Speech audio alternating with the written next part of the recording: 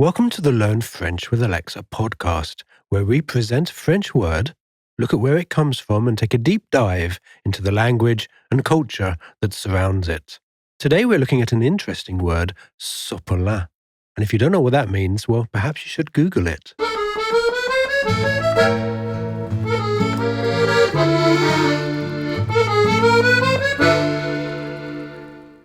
Did you see what I did there? I know. It's very clever. If you don't know what it is, perhaps you could Google it. Okay. Today's all about French brands that you now use in French language. Yeah. So the objective of this podcast is that we are going to teach you words that actually French people use on a daily basis, but these words were actually originally a brand. And do you know what we call this when a brand name becomes a household French word? I can't say do, no. No, it's called and I need to read it because I have tried to repeat this word over and over again and make a mistake every time. It's called generalization. Generalization, I can't say it, is also known as an proprietary eponym. Oh my gosh, it's quite a mouthful. But it's, according to the dictionary Larousse, a word that gives its name to something, qui donne son nom à quelque chose. But we call it also antonomase. It's a transformation of a nom propre to a nom commun. So, Bénédicte, what is a nom propre? So, give us an example of a nom propre. Nom propre is a specific thing, isn't it? It can be a person or it can be a thing.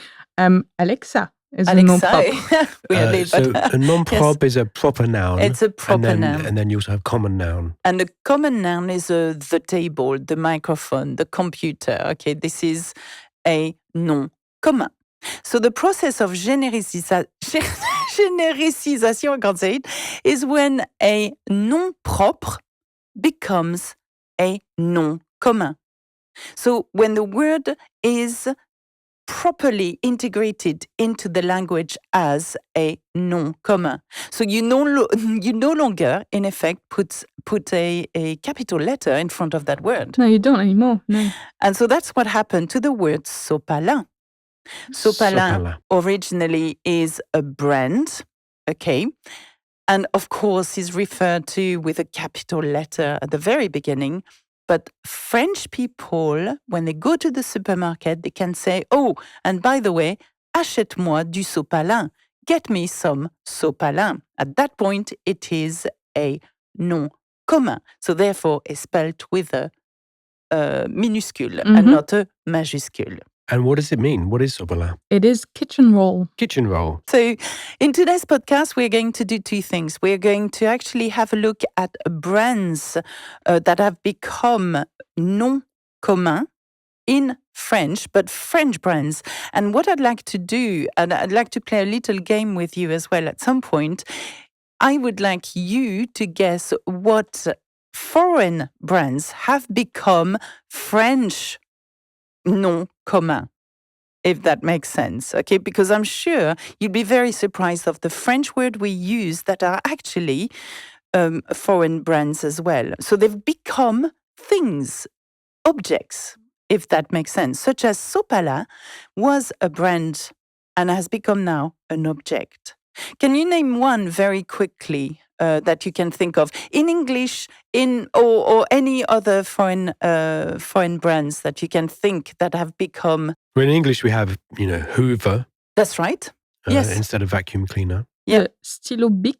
The stylo bic is another one. So let's have a look at Hoover to start with, because we'll talk in the second part of this podcast. We're going to talk about the foreign brands, because Hoover is obviously a foreign brand. It's not a French word. We do not use je hoover, if that makes sense. But it's a good example of how in English you have actually integrated that brand into a verb. So to hoover.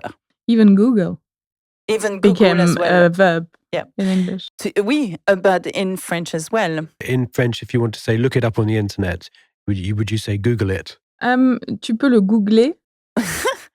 We tend to use ER at the end of brands like this to make it a verb, because I'm guessing because ER verbs are the easiest one to conjugate. So you will find words like Facebooker, Facebooky. How funny. Googler. Googly, Facebooky. But it's used. It's informal. Let's put Yeah. it that way. So well done. You seem to understand the concept of the generalisation, if I can say it right. I did practice, by the way. Now, we know what a nom commun is, a nom propre, and une marque. Adam, do you know what une marque is? A mark, like a trademark. Yes, but when we refer to une marque, par exemple, c'est un symbol? pull de marque. C'est un pull de marque. It is a brand name. Absolutely. So this is another word that I would like you to learn. It's the word marque. So if somebody's wearing un pull de marque, is they're wearing a... C'est de la marque. So you would say about something, ah oui, c'est de la bonne marque. De la C'est bonne de la marque, ouais, bonne marque. It's good gear. It's a good brand. It's a good quality clothes if you're wearing clothes. Anyway, so I'm going to give you a list, and that's going to surprise you, of the French words, French brands that have become French words. And please, out there, if you're listening to that, make a note of it. But you'll have a guide anyway that comes with this. But it's very interesting. I mean, starting with le sopalin. Now, le sopalin is masculine, by the way. It is masculine, true. So what's interesting is that all these brands have an article, and they have a gender as well, and that's very interesting. So le sopalin is the kitchen roll, and there is no other words to describe le sopalin, is there? So let me just ask, Sopalin was a French company? Yes, it was actually. It's a contracted version of a sentence. Société du papier linge. Ah, that's Société interesting. du papier linge. Société du papier linge, so literally means Company of the paper cloth. cloth. It was created in 1946, so actually quite a long time ago now. Okay. So, but in 1945, what would one have called kitchen roll, or did it not exist? Probably un torchon. Un torchon. Oui, probably. Tea towel. Tea towel. Yeah. Like a tea towel. Anyway, so that's Sopalin. So now it gives you a really good insight of what an eponym is, okay? What I find really interesting is the word frigidaire. Now again, le frigidaire, it has an article, le frigidaire, but that was a brand too, frigidaire. But the real word was le réfrigérateur. That's a mouthful. Yeah. And what do you think that means, réfrigérateur? Well, we have the same word in English, so refrigerator. Refrigerator. And do you call it refrigerator? We do, yes, but normally we would just say fridge. Fridge, exactly. So what it becomes is that the brand Frigidaire created those refrigerator. I can't say it. Well, it has since become the word that French people use to refer to a fridge. And it is masculine. So we would say, j'ouvre le frigidaire, True. for example. Are all French brand names turned into French words masculine? Well, we can find out, but no, not really, actually. It can be le and it can be la. I would say that usually, depending on the object that it's describing, it will usually take the article of the object. So, for example, le sopalin, un torchon. Mm-hmm. It's masculine from the beginning.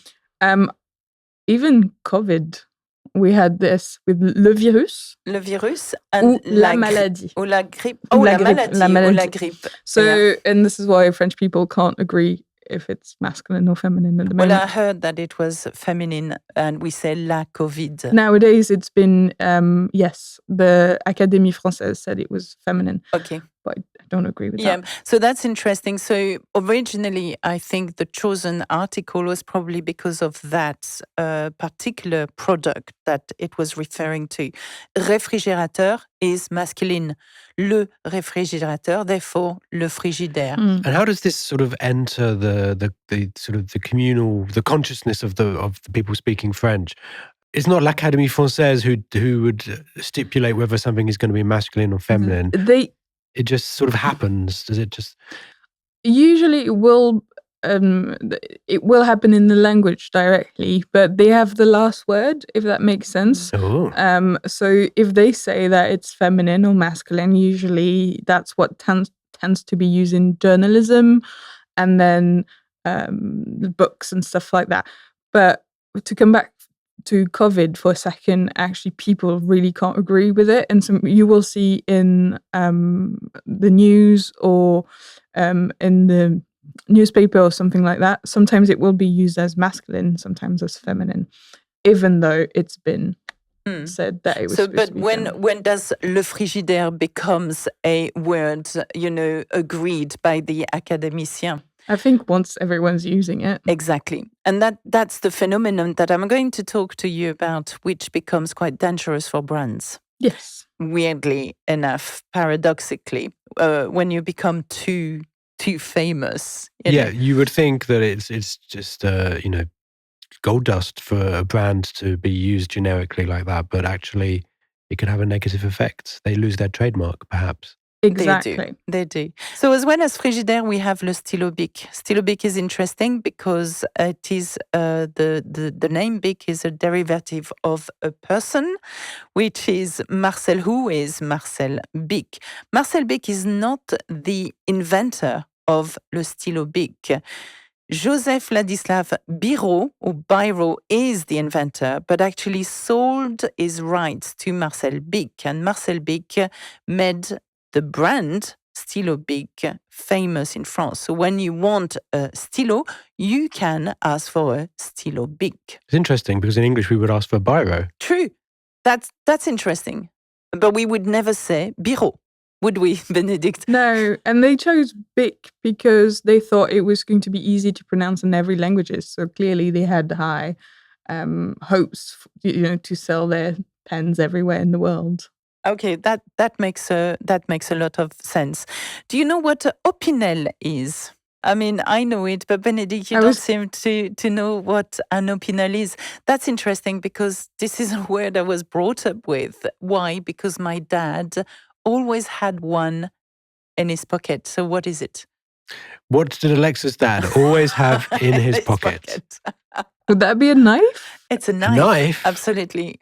My dad always and still has an Opinel in his pocket. So the Opinel... You would never want to cross Alexa's dad. Well, no, but it serves many purposes, as well as gutting the fish as soon as they've been... This is a small... this is a different time in history we're talking about.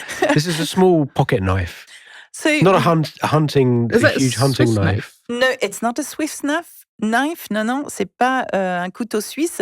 An Opinel is very particular in that it has the handle made of wood, right, and it has only one blade, which is retracted inside that handle. Oh, I see what it is. It's going to be hard next time I meet your father not be thinking about the knife that's in his pocket. Ask him. Où est ton Opinel? Où est ton Opinel? Et il va te montrer l'Opinel. He will show you his Opinel or his... it's not a flick knife, okay? It is a knife that you generally have...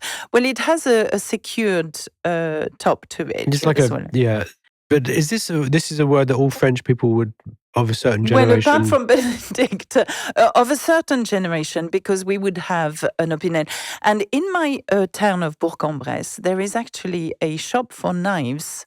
Okay, you can find all kinds of different knives. And on the devanture, the actual shop window, you will see hundreds of different sizes and different quality Opinel. It's quite impressive. Yeah, I'm sure. Anyway, that's an Opinel. Another word that French people use is la fermeture éclair. So do you know, Adam, what a fermeture éclair is? I know what a chocolate eclair is. La fermeture éclair. So the closing... Éclair. A zip. It is a zip, indeed. But la fermeture éclair is a brand. Again, it's everyday. In everyday language, we use la fermeture éclair. Rarely are we going to use the word braguette. I would say. Well, a baguette is very specific. La braguette is the zip from the trousers. Yeah. Yeah. But fermeture éclair would be used for any kind of zippers. Zippers, yes. Like a Yes. zip on a jacket. Yeah. Or Yeah. a hoodie. Because you would use la baguette, but you... Yeah, but don't you think that la braguette was originally just la braguette because people did not have hoodies, for example, very long fermeture éclair? That existed, and then it became la fermeture éclair because fermeture éclair extended in size, for example, and we started using them on hoodies, on everything. You would have a fermeture éclair. So we've seen French brands that have become household, French words or nom commun. Could you name, Madame, international brands that have become French words? International brands that have become French words. Yeah, as in nom commun in French. The one that springs to mind, but we also use as an English word, is Kleenex. Yeah, so that's interesting. You use it as an English word, and so do we, don't we? Yes, we do, yeah. So what would be the actual word of le Kleenex? Un mouchoir. A tissue. A tissue, but un mouchoir en papier. Un mouchoir en papier. Un mouchoir en papier. Un mouchoir en papier would be the actual word, Est-ce que tu as un mouchoir en papier? People would tend to say mostly, est-ce que tu as un Kleenex? Yeah. When you say to someone, oh, go and get me some Kleenex from the supermarket. We use it in English, but, to be honest, most people would probably still say tissue. Tissue. Yeah, but in France, you would say either sometimes mouchoir, but sometimes you will use Kleenex, even though you're referring to the off-brand, if that makes sense. So you're still using it, even though you might not actually buy from the brand. And this is what we were talking about earlier, about the risks even for the brands to lose their market, basically. Yeah. So that can be a big risk. If it's decided that the word is now so common that it's just part of the nomenclature of of the language, I think that's what happened to Frisbee. That's what happened to Frisbee. Aspirin. Aspirin, yeah. And there is a word for that. It's called genericide. Genericide. Genericide is when the brand have lost their trademark status. It's known as genericide. The same for aspirin. The same for Frisbee. An interesting fact: Google. Really? Already? No, they haven't. Oh, I was like, that sounds... From the minute that the word enters the dictionary, then the actual trademark is lost. Google is refusing Obviously to enter the Oxford Dictionary, of course, because of the risk of genericization. When we refer to le scotch, what do you think we mean? Le scotch. Whiskey. Oui, that we can might be. as well, but if someone said, "Oh, passe-moi le scotch, je vais faire un paquet cadeau." Passe-moi le scotch. So scotch is sticky tape. Sticky tapes. And in English, we often use sellotape, which is another brand name. It's all quite confusing. But French people would use le scotch more than le ruban adhésif. Yeah, what's interesting is because scotch sounds English or American, I assumed when I arrived here that it was the word for it. Right, so. And I was asking people for scotch. And obviously... and they gave you the drink. And they were like, do you want a drink? Do you want that? No, I just want a ruban adhésif. I want a sticky tape. Do you have any? So le scotch is another one. Le caouet. Le caouet. So le caouet as well is a word that we use in France to refer to what, Benedict? A type of coat, I would say? Yes, I would say, but more specific, a waterproof coat. So another word would be l'imperméable. Mm-hmm. Un coupe-vent. Un coupe-vent as well, a cut-wind, a wind cutter. Okay, but you are quite likely to hear it like passe-moi mon caouet. That is true. Caouet is a brand. What about le Karcher? Yes, it was made quite... known by Sarkozy because he used it in one of his speeches, not in a good way, mind you, but yeah. Okay, so Sarkozy used the word Karcher. Adam, do you know what a Karcher is? A Karcher is the pressure washer brand. Yeah. For cleaning cleaning cars and pavements. But you see, we wouldn't say pressure washer, we would use le Karcher. The Donc, Karcher. je vais prendre mon Karcher, je vais nettoyer avec mon Karcher. So, nettoyer is to clean, okay? So, le Kleenex, we saw. Another word would be les mouchoirs en papier, okay? Les mouchoirs. What about le Velux? It's the little window that you can open. It's the little window, so that's another French word, le Velux. Now, escalateur, that's an interesting word. Escalator. Yeah, an escalator. Now, did you know that an escalator was originally a brand, the Escalator, in 1950?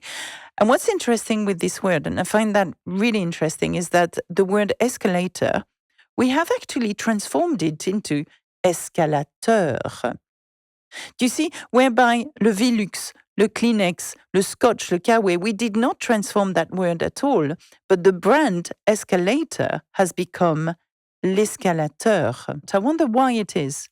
I would say that it's because it fell in the public domain everywhere else besides in France. So in France, you can't actually use escalator, or you could have problems officially. Okay, that's interesting. So you use the term escalateur as in escalier électrique. Ou escalier mécanique. Mécanique.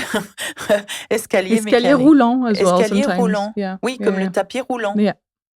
Le tapis To roulant. be fair, I would say that I've heard escalator more than I've heard escalator. Really? Yeah, oh yeah. Oh, never talk about escalator. I said escalator. Really? Yes, but it could be my generation again. Now, the word Velcro is an interesting one. We all know what a Velcro is, don't we? In French, we have another word for it. We use scratch. Le scratch. because of the sound it makes when you rip it open. Le scratch. It's, des chaussures especially à scratch. Especially kids. Yeah, Okay, so you talk about des chaussures à Velcro ou des chaussures à kids are more likely to use scratch. Now, Velcro was invented by a Swiss engineer, Georges de Mestral, I'm not quite sure, back in 1941. I mean, what an amazing invention that was when you think about it. And Velcro comes from two French words. Vel for velours, which means velvet, and cro for crochet, which means hook. Velvet hook. It's a velvet hook. So you put the two together, the compound noun Velcro. Velcro. So we, obviously in English, correct me if I'm wrong, but we don't have a word that isn't, another word for Velcro. No. This reminds me of something I read quite a few years ago now. I think it was the Académie Française. It was trying to stop French people using words from other countries. And the one I remember is Walkman, which obviously was at the time the Sony Walkman. And did they invent another word to force French people to use instead of Walkman? I think it was baladeur. It was a baladeur. Le Walkman was actually a baladeur. So when you went to buy, you didn't go and buy a Walkman, you went to buy a baladeur. But of course, this doesn't work, does it? People still use the word that they want to use. Yeah, Walkman, of course. But is there always an equivalent word in French? So for Velcro, would there be another word? Le scratch. Le scratch. Le scratch would be one. And it doesn't always work. They hate us using Anglicism. Like Académie Française, they're not keen on Anglicism being used in French language. However, they will come up with words, and sometimes they work. For example, weekend. I mean, I know we're going off topic a little bit, but you have fin de semaine. Yeah. But I often hear French speakers use the word weekend. We would always use weekend unless you were in Sometimes Canada. It works. I think they use fin de semaine, but le weekend definitely. That's the go-to place. Sometimes it works, sometimes it really doesn't. Especially if the work is long, the French word is longer, then we might as well keep the English word. It's just quicker. So I'll carry on with my list because it's a long list. But by the way, if you're listening to this podcast, please make a note of all these words. These are French noun. I mean, they are used every day with an article le ou la in front of the words. Thermos, le thermos, Okay. Frisbee, le frisbee. Aspirine, l'aspirine. Yo-yo, Yo-yo. le Yo-yo? yo-yo. Yo-yo, absolutely, is definitely See, from a brand. What would you call a yo-yo if it wasn't called a yo-yo? I'm I not don't think we quite would sure. call it. What would you call a frisbee? That would be a flying disc. Probably. But I don't have a word for that. The frisbee is a frisbee. It's a flying disc. Yeah, I know, but it's an object. Is what it is. Le frisbee ou le disque volant makes no sense to a French person. You would talk about le frisbee, the same as le yo-yo. Okay. Now cellophane. That's an interesting one as well, which is a cling film. Cellophane, but it comes from a generic name. Kerosene. Google, we've used that. Jacuzzi, Photoshop. Photoshop is used a lot in France. And again, we're sticking an ER at the end, and you've got a verb, photoshopper. Photoshopper, there you go. So we've transformed Photoshop, that is a brand at the originally. So in English, the same, right? So when we say to Photoshop something means to change the image. Yeah. Plexiglass. Interestingly enough, ping pong is a brand, and we talk about jouer au ping pong rather than tennis de table. So ping pong is a brand. Post-it. Post-it, yeah. Post-it. Dictaphone. Tupperware. Tupperware, oui. Tupperware, what's that? Tupperware. Oh, Tupperware. But we said Tupperware. Tupperware. In France, did you in the 80s? Did you have parties? Definitely. Tupperware parties? I'm pretty certain that I kind of remember my mother having a Tupperware party, but of course we call that la fête Tupperware ou alors la réunion Tupperware. La réunion Tupperware. C'était une réunion Tupperware. Une réunion Tupperware. Tupperware. Vaseline. De la vaseline, un Walkman, you did mention that, du linoleum, which is the flooring, le tarmac, tarmac also is a brand that we use. So all these words are used in the everyday French. Okay, so I think we've gone through a lot of brands that have become French common words, that are very useful for you to know. There will be a guide with that where you're going to see, for example, le Kleenex, but next to it you would have the actual French word to it, le mouchoir. So please learn all these words. Have we forgotten any brands? I'm sure we have, but... Just on top of my head, I'm thinking of the word caddie. A caddie, yes, caddie. Of course, caddie. So tell us a little bit about that word. A caddie would be a trolley. Or there's another word for it in French called un chariot. But like a chariot.